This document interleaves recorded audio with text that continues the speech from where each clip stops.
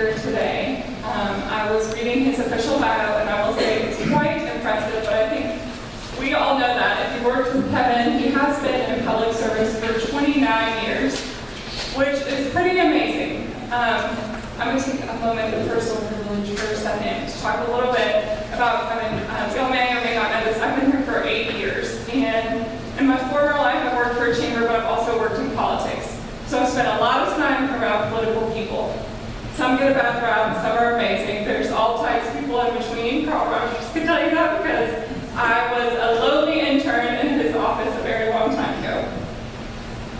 We have been extremely blessed with Kevin.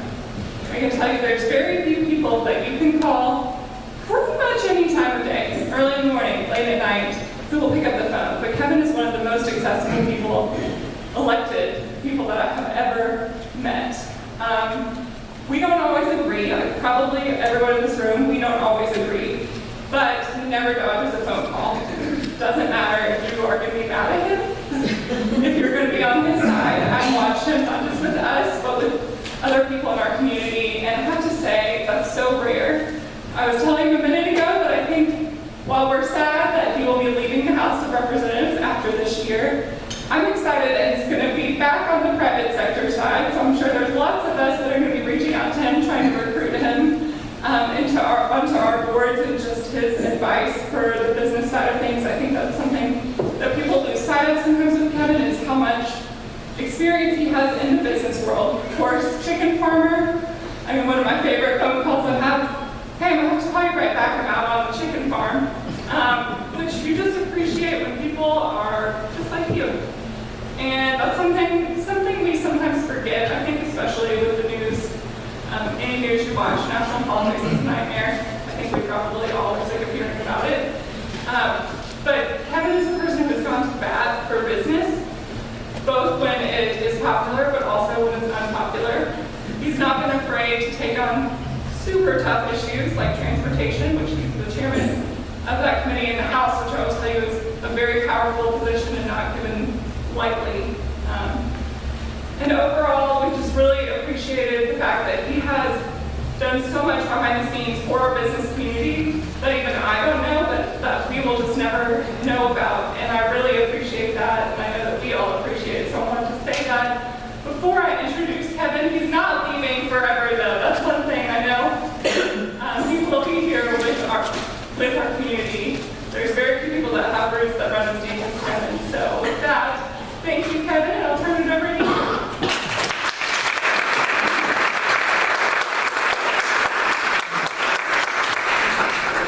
Thank you for the opportunity to be here. I always enjoy being at the Chamber. The Chamber's been a big part of my professional life for many years. I was, like you said, I've been in the business world, in the public sector, private sector. Been on the Chamber board for several years, many years ago. In the Chamber, I don't think people fully understand what the Chamber does behind the scenes to help our community, promote our businesses. I get phone calls all the time as a member of the Chamber. The Chamber's recommended my company, the Chamber's recommended me for something, and that leads to good business opportunities. So thank you for the Chamber, what you do from both publicly and behind the scenes.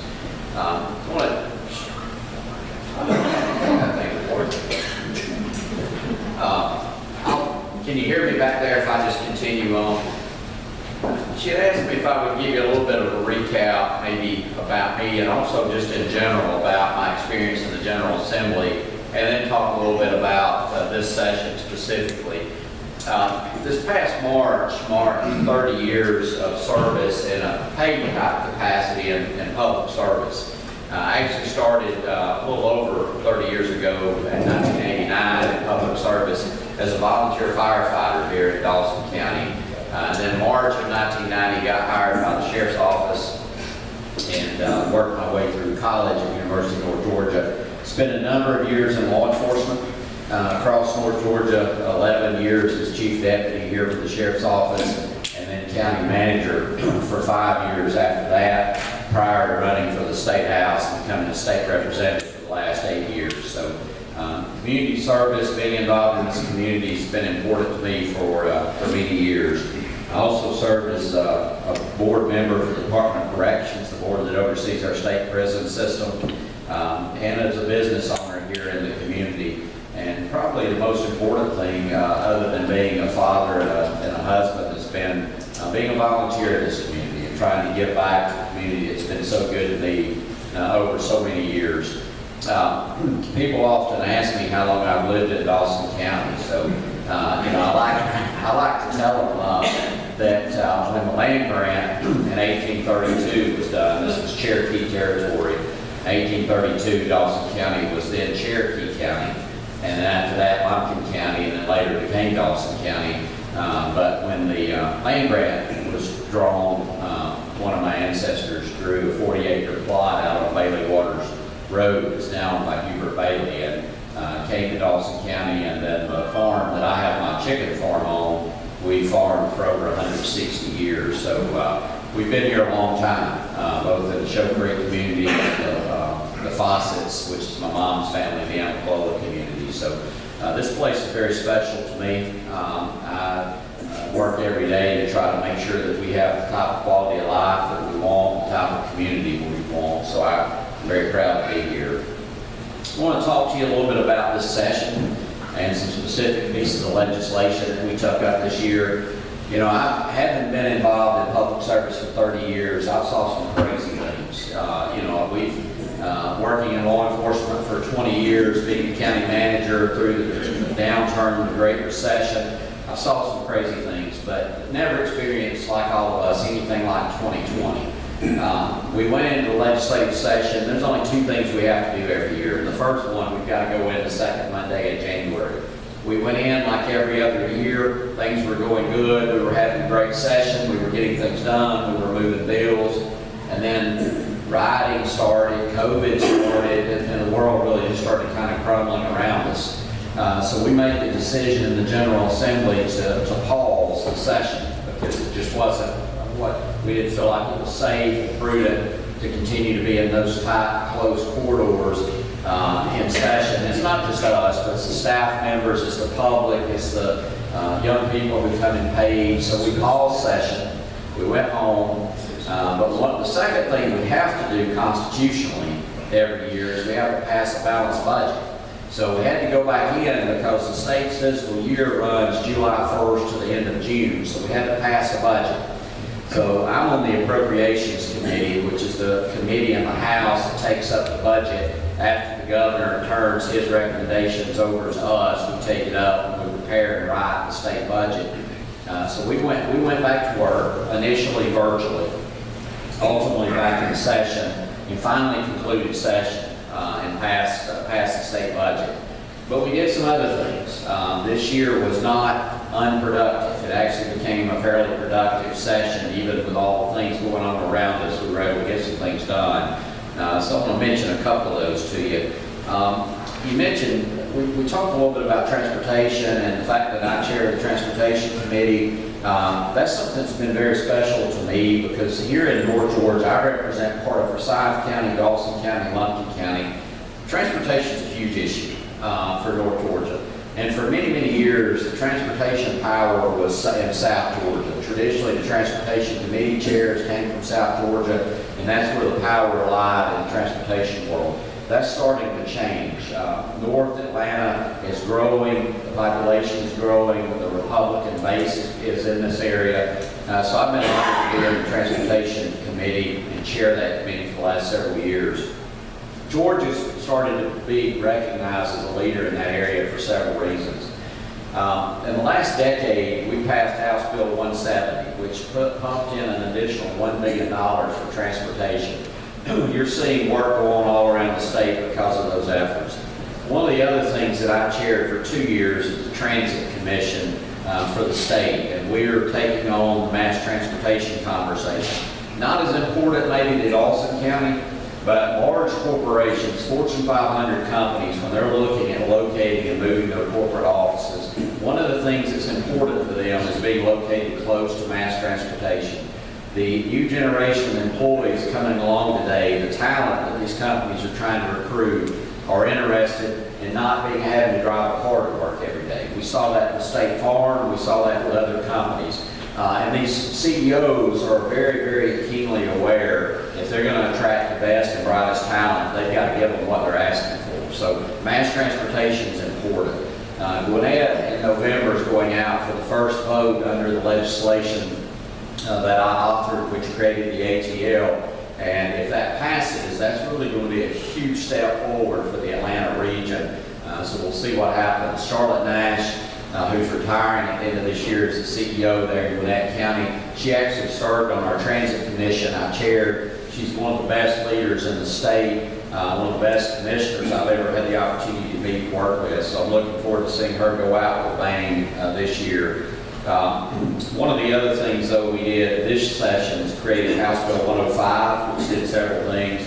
One of the things it did, there had been a bill passed previously, which is the one called the Marketplace Facilitator, which was the reason for that was to basically capture online sales tax dollars. Because what's happening is a lot of you own brick and mortar stores, you're having to collect sales tax, but online companies were coming in and competing and not collecting and remitting sales tax. So the Marketplace Facilitator requires everyone pay sales tax. It also meant that Uber and Lyft and other rideshare companies for the first time were going to have to collect 7 or 8% sales tax, which would actually tax them at the highest rate in the country, which would put them at a disadvantage. It's going to drive rates up. So I've worked with them for several years, and we created a different taxing structure, which actually created some dedicated funding for transit for Georgia. Uber and Lyft supports that, and it's just a flat fee of 50 cents on every ride share. So that's one of the things, again, we're leading the effort, and the first dedicated funding for transit. That was in House Bill 105. One of the other bills that received a lot of AJC front page coverage this session was the hate crimes bill. And that's one of those issues, depending on who's in the room and what kind of group I'm in, everybody has mixed emotions about that. I personally voted against that legislation. I felt like that it was more for political reasons than it was for factual reasons, but it's not something I supported. I personally believe that we should treat crime like crime. It doesn't matter if my daughter is raped at the University of Georgia, then her perpetrator should be treated just as bad as if someone's raped that happens to be a different color or ethnicity than my daughter. I think that justice is supposed to be blind. Hammurabi created the first written criminal code in world history, and it was based on classes of victims, and so I felt like the hate crimes bill was actually a step backwards instead of a step forward. So we have what we call mitigating and aggravating circumstances in sentencing already, which gives judges a great deal of discretion. So I don't like playing politics with the criminal code, so I did not support that bill. It did pass, it hasn't been signed, but it's not something I personally support. I mentioned the budget earlier. It's $25.9 billion this year. That's the state portion of the funding. We receive additional federal dollars that come through the state. We passed that budget anticipating using $250 million from the revenue shortfall. You hear that referred to as a rainy day fund oftentimes because of COVID. But I'm happy to say so far, since the fiscal year started, revenue's actually up. They just released the numbers today for August, and state revenue was up 7.7%. So that is a very positive sign for our economy. I can tell you, as a person who builds, and we've got quite a few houses under construction now across the region, demand has never been greater. It's really unbelievable. I think a lot of it, quite honestly, has to do with the rise and the other thing that's occurred across the country. There's a lot of people looking to relocate out of cities and out of other places and come to somewhere where they can feel safer. And a lot of folks are relocating to, I've got 8 houses under construction now that are all young couples, just starting out their life. Several of them are engaged, several of them just got married, a couple of them just had children, so all locating to this area. And they're going to be great assets to Dawson and Luncheon County and Forsyth County area. So that's one of the things we also did as members of the General Assembly is we lowered our own salaries by 10%. We don't get paid a whole lot, so that's not a whole lot of money. We get paid $17,000 a year, so that's $1,700. But, you know, that's $400,000+ total. One of the reasons we did that, number one, you have to lead by example, but number two, we did not want to have to lay off any of our staff in the General Assembly. We have the best, between the Governor's Office and the Senate, I will tell you, we in the House have the best budget office and budget staff in the Capitol. They have more experience and more knowledge, and they're invaluable to making sure that our state budget continues to run effectively. So we didn't want to have to furlough those folks or lay those folks off, so we took a little bit of a hit, and that's worked. But again, the revenue continues to bounce back. One of the other things I think is important to the business community is House Bill 359. That's called the Pandemic Business Safety Act. If you go around the businesses and you start to go in the front door, you're seeing a lot of signs on the door that says, if you feel sick, don't come in, that, et cetera, et cetera. That's one of the reasons for those signs. We were hearing a lot of concerns from businesses who were afraid to open back up because they were afraid, well, if one of my employees comes to work and they've got COVID but they don't know it, or I don't know it, they get somebody sick and I'm going to get sued. You know, we live in a very litigious society. Everyone likes to sue people for anything. So we passed legislation. This legislation basically says that there has to be gross negligence. It has to be willful for you to be able to sue someone over a COVID issue. And that if you put that sign there, that's basically setting a very, very high bar that you cannot sue that business for a COVID-related issue. So it's allowed businesses the ability to open back up without having to live in constant fear of being sued over COVID. We have to get the economy going. We had to get the economy back going.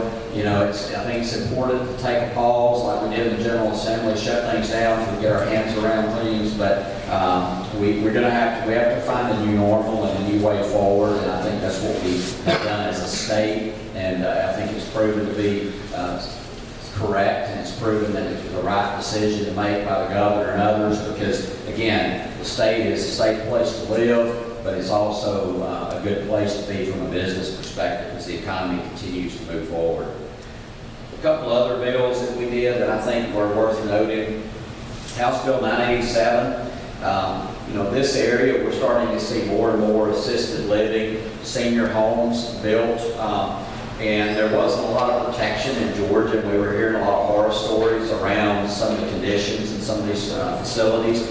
House Bill 987 creates protection for residents living in licensed care homes or assisted living facilities if they have 25 or more beds. So this is a step moving in the right direction to making sure that these are safe places for all of us to put loved ones as they grow older, and going not into maybe a full nursing home facility, but more in an assisted living type facility. Setting some minimum staffing standards before you can advertise as these type of facilities, I think is important. So Sharon Cooper, who chairs Health and Human Services, has been in the Georgia House many, many years. She's from Cobb County, and she worked very hard. She's a nurse, worked very hard on this issue and got it across the finish line.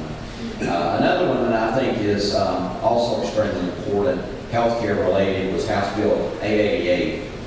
This is something that's been talked about and worked on for a long time, and it's the surprise billing protection bill, consumer protection bill. If you've ever gone into the hospital and received treatment, there's a good chance that you got a bill later from an anesthesiologist, for instance, who was out of your network. The hospital was in your network, but you get a bill from someone that treated you. You didn't ask for that person. It's just somebody that the hospital provided, and your bill's high because they're not in your network, your insurance network. And that's been a real problem, not just in Georgia, but across the country. This legislation starts to address that, where there's certain steps that has to be taken, there's certain notices that have to be given to you as a patient. You have a right to certain information to protect you so you can make an informed decision. You know, if you're going to have a surgery in a hospital, the doctor in the hospital tells you your anesthesiologist that we plan to use is out of your network, then you can make a decision. I'm not going to use that anesthesiologist. I'm going to get one in network. that was work on this. Insurance companies, hospitals, others have had all different opinions. They have very strong lobbying arms in the state. So this has been an uphill battle in a lot of ways to find something that has some sense of common ground that we can move forward. Then I want to mention a couple other things I'm personally working on now to the end of my term, which ends the second Monday in January. Then I'll open it up for questions, and I'm glad to talk about any other bill that I haven't mentioned that you have a question on. The first thing, though, is for the last 2 years, I've also been chairing the Freight Logistics Commission. You know, we started close to a decade ago now, really working on transportation in Georgia. It came about as a failure. The state had passed TIA, which was a regional transportation funding option. And if you'll remember, you had the opportunity, again, 9 years or so ago, to vote for a regional transportation splosh, which was for the whole mountain region, 1 cent. And it was not popular. It failed miserably in this area for a lot of different reasons. But the state learned from that. And the next year, they created the General Assembly created a study committee. That study committee traveled the state for the entire year, meeting with citizens and business leaders and others, listening to the transportation concerns across Georgia, looking at how can we fund transportation in the fairest way. And as a result of that, everyone, including the public, came to realize we did have a transportation problem in Georgia. Our infrastructure was lagging behind. Our bridges have a 50-year life expectancy. Most of the bridges in the state were built in the 50s. It's cost a lot of money to replace bridges around the state of Georgia. So as a result of that, the next session, House Bill 170 was passed, and that's really become an example of the state. That was the first leg of what I call the three-legged stool. The second thing was talking about mass transportation, specifically for the Metro Atlanta region, and we've done that. The third leg of the stool, though, is addressing our freight issue. You know, Georgia is blessed in a lot of ways. One of the ways we're blessed is we have the largest, busiest airport in the world here in Atlanta, the Atlanta-Hartsfield Airport. But we're also blessed because we have the fastest growing port in the country at Savannah. We're bringing in a tremendous amount of freight, and that's just continuing to climb. As we come out of COVID, we're going to see those numbers continue to climb. That's a great thing. It's bringing thousands of jobs, high-paying jobs to our state, but it's also creating some obstacles. It's creating freight corridors. If you travel around Henry County and some other places in the state, there's some bottlenecks because of the amount of freight in the warehouses that are coming in, that are being built, and the amount of freight that's being produced and sent across Georgia. About 67% or so of all the freight that comes into the Port of Savannah's final destination for that container is the Metro Atlanta area. So a lot of this freight's not necessarily just going out straight through Georgia. It's ending its destination in a warehouse in the 13-county region around Metro Atlanta for several reasons. One, there's a huge population and it's growing. Georgia's when we see the census come out, we may see Georgia jump to number 6 as the most populous state in the country. Georgia is a leader in a lot of ways, and freight's one of them. But we've got to address our freight issues. So we're working, and I'm planning, we've got a meeting next week at the Capitol, and we're going to produce some recommendations prior to the end of this year of how we move forward. We identified last year 4 key issues. Some of them you think about, some of them you don't. One of them is truck parking. If you drive the interstate system, you see trucks parked all along the exit ramps. That's because of the federal requirement for their downtime, and that is now electronically monitored. So the truckers have to stop when it says they've got to stop, they've got to find a place to rest. On average, it takes a truck driver in Atlanta 1 hour to find a place to park. So that means they've got to cut their trip short 1 hour just to find a place to park and get some rest. That's something we've got to address. The other one is something that all your businesses are probably facing. I know that I am, and that's the shortage in help. Trying to find qualified commercial truck drivers is a huge issue. One of the other things is rail infrastructure investment, trying to move more of our products by rail and off the roadway.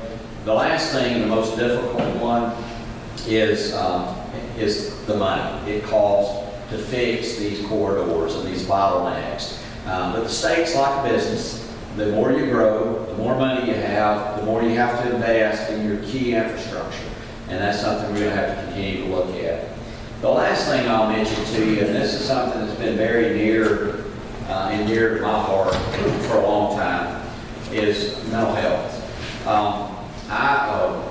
Working in law enforcement and running the sheriff's office, I interacted with people just about on a daily basis who suffered from severe mental health issues. We oftentimes went to the same houses over and over for people suffering from severe mental health issues. There's a big taboo that's been associated with that for a long time, but people who have schizophrenia and bipolar and acute depression, it's as much of a medical condition as anything else, but people have been ashamed to talk about it, they've been ashamed to seek out help. Family members, others get frustrated, and they don't want to have anything to do with maybe that loved one. The straw that really broke the camel's back for me personally was several years ago, a friend of mine who's an attorney came to me and they said, Kevin, my cousin is in mental health court in Forsyth County. He suffers from schizophrenia. He's doing great. Would you be willing to rent a house to him? And I said, yeah, I'll do that. And I did. 2 years, great renter. Paid his rent 3 days early every month. If you ever have a problem, Mr. Tanner, my heat and air is not working, would you mind sending somebody out? But one day after about 2 years, I didn't get his rent. It was 10 days late, so I called him. He didn't answer the phone. 30 days later, I called him. His phone had been disconnected. So I called his sister, who I'd gotten to know, and she was in tears, and she said, look, I begged the judge not to let him graduate, because she said I knew what was going to happen. When he lost the accountability, he was going to get off his medication. When he's off his medication, I'm afraid of him, and he's not himself. So we ended up having to have him evicted. He had set a campfire in the living room floor. He had stripped all the wires out of the house. He had about $30,000 worth of damage to the house. He was out on the street corner, slept on his mattress, set it on fire, ended up getting arrested, ended up bonding out. About a year and a half later, I ran into his cousin, the attorney, and I asked about it. I said, how's Joe? And she said, well, his sister hadn't saw him in a while, so she went to the old home place where they grew up and found his skeletal remains in a sleeping bag in the woods where he'd been sleeping. You know, and I thought, because I talked to the sister and I heard how she had reached out to all these people trying to get him help, and I knew him from a person when medicated properly under proper treatment from a psychiatrist. He was a productive member of society, had a full-time job, worked every day, paid his rent, took care of his house. Perfect. And we let him down in a lot of ways. And we do that in the mental health side of things too often. So we established at the state the Behavioral Health Reform and Innovation Commission. It's made up of 26 people, and I will tell you, we have got an unbelievable group. The head of the CEO of Children's Healthcare, the head of Shepherd, Sarah Vincent, who's a world-renowned child psychiatrist. We have adult psychiatrists who are known all over the world for their work in acute mental health disorders. We have one of our Supreme Court justices who led criminal justice reform, Justice Boggs. We have the former head of the CDC, Dr. Fitzgerald, who also used to be the head of the Georgia Department of Public Health. We've got a group of people that can get the job done and really move this conversation forward. It's a 4-year commission. Governor Kemp appointed me to chair that commission last year. Of course, with COVID, it's been difficult. We've been having virtual meetings. The subcommittees have been having virtual meetings.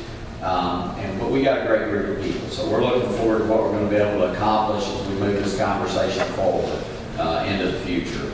I'm going to be speaking at a suicide summit tonight in Forsyth County with some other folks. Mike Dudgeons, who used to be a state rep from Forsyth, works for the Lieutenant Governor's office. His adult son, just a few months ago, took his own life. It's one of his intelligent young man. Mike was great, him and his wife were great parents, but we're seeing too many of our young people 14 to that 24 age bracket, suicide rate continues to climb. So there's things we've got to do around this conversation about our mental health. So looking forward to continuing to work on that. In closing, I just want to again thank the Chamber for all that they do for our community, for what they've done for me over my professional career, and I'll continue to be a member and stay involved as we move forward. If there's anything I can do for you, I'll be your state representative until, again, the second Monday in January. I'm going to continue to chair these two commissions through the end of the year and deliver some reports to the Speaker and the Governor and the Lieutenant Governor so we can have a good path forward. But anything I can do for you, I'll be happy to. And I'm happy to answer any questions that you may have on any of the bills or anything else for that matter. So, is there any questions? Is anybody awake? When you were talking about the medical expenses and the surprise charges, how does that affect emergency room? You know, if you're in the ambulance and, you know, it's emergency.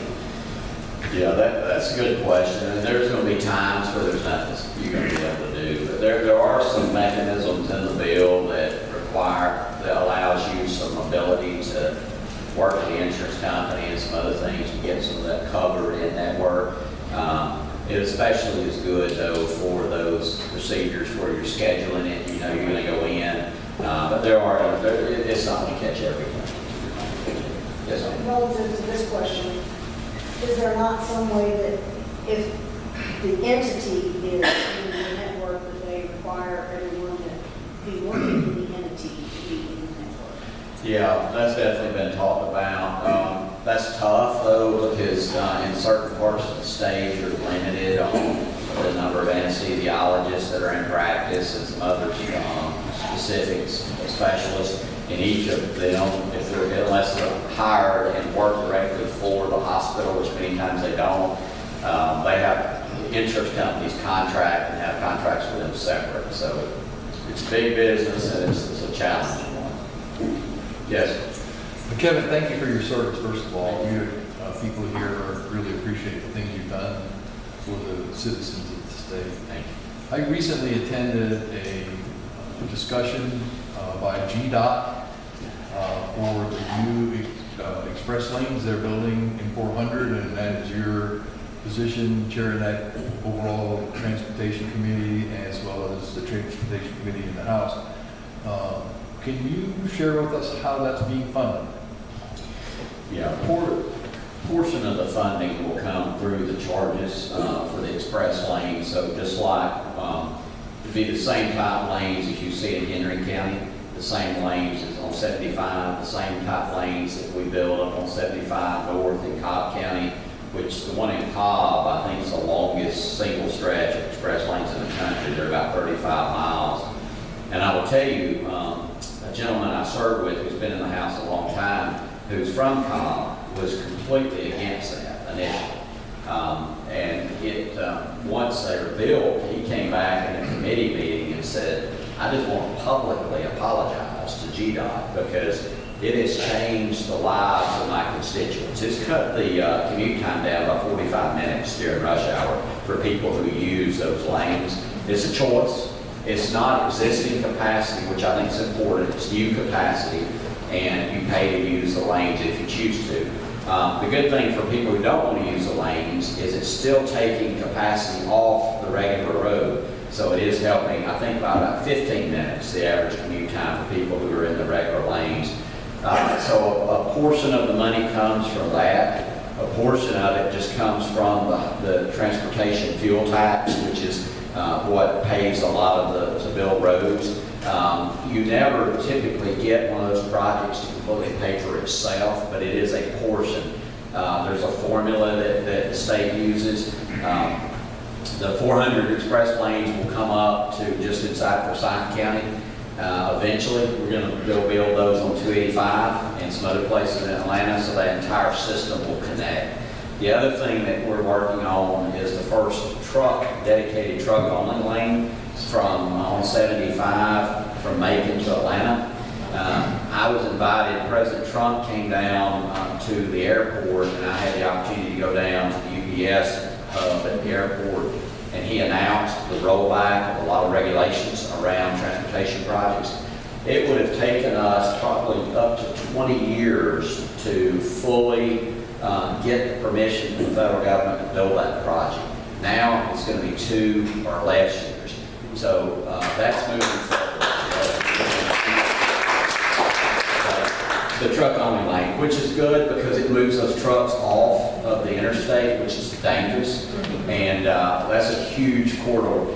And one of the reasons it's a huge corridor is Henry County allows a truck driver from Henry County, a warehouse in Henry County, to make a run to the port and back within the time frame they're allowed under the federal rules to drive a truck. So that's about as far as they can locate out. So that's why you're seeing Henry County booming around the warehouse and freight.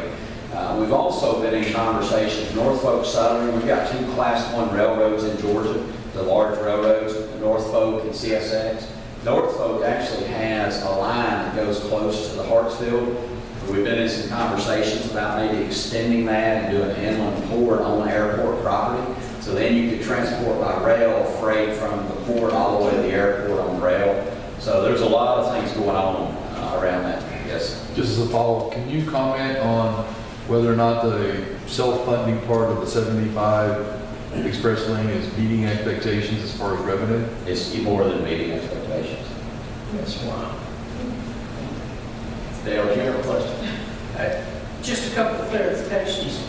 What was the name of the mental health board that you chaired? It's the Behavioral Health Reform and Innovation Commission. I'm sorry, one more time. Behavioral Health April.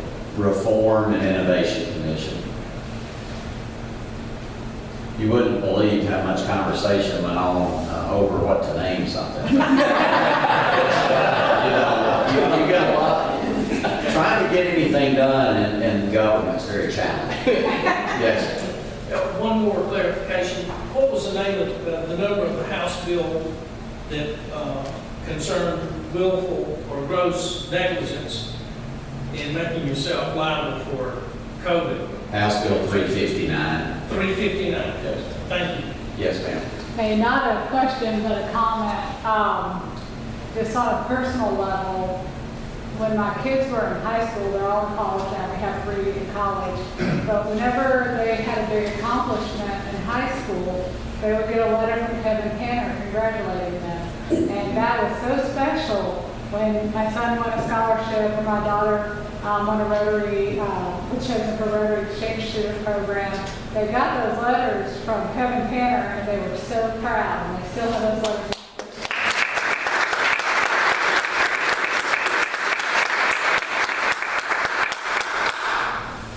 Thank you. Thank you.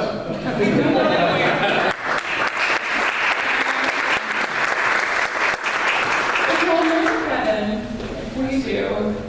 Dale, did you have? Do you mind if I say one more thing? Sure. I've lived in a lot of places. DeKalb, Washington, D.C., all Virginia, North Carolina, and tried to always be involved in local politics. But I've never, ever had a local state representative that was as open to communication as Kevin has been. And one of the ways he did it, I don't know where he found the budget, was even to, those breakfasts that he held.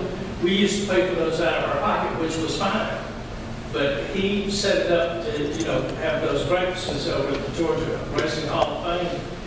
And it was great information. He kept us up to date every other week during the session. I've never seen anybody else do that, much less pay for it. And, you deserve applause for all of that communication you did.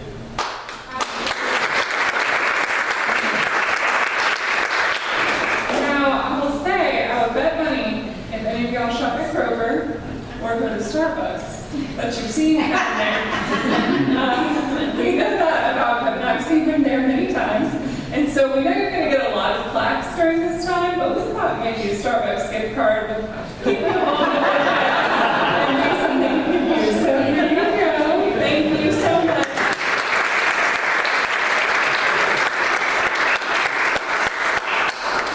But again, I think we're going to be even more blessed with him back home in the private sector, so we're excited about that.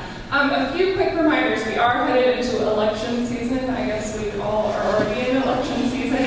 But I'm talking a little bit about local. Just a reminder, the Chamber will be doing forums and things. We'll probably keep them virtual this year. We haven't quite got information, but we do not endorse, so I just wanted to make that clear in case you see something on social media. But wanted to bring that up. And then also, for those of you that have a bricks and mortar store, if you've received a letter from the tax assessor about an audit compelling you to send in your revenue, give me a call about that.